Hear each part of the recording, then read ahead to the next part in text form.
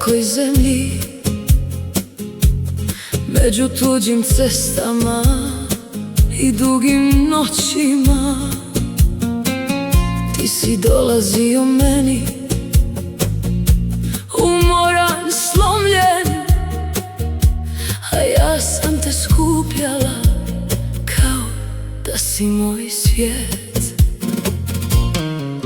Vikendi su mirisali na tvoju tišinu, na ruke koje sam grijala u svojima, na rane koje sam previjala bez pitanja.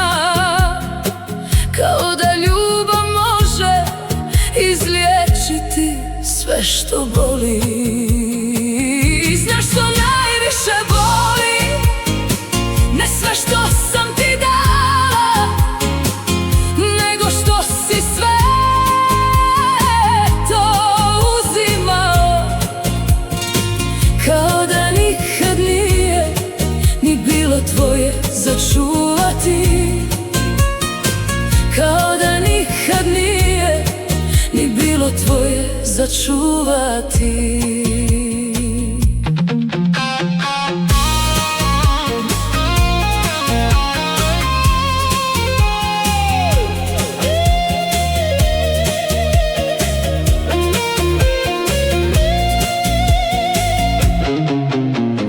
Nosio si težinu dana u očima, a ja sam skidala bol s tvojih ramena. Šaptala da će proći, da će biti lakše, dok sam neprimjetno nestajala iz sebe.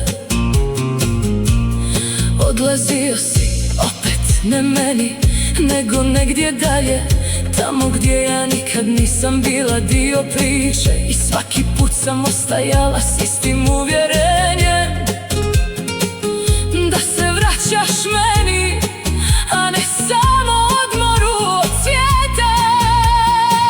I znaš što najviše boli? Ne sve što sam ti dala, nego što si sve to uzimao. Kao da nikad nije ni bilo tvoje začuvati. Ali istina ne viče, ona se tiho dogodi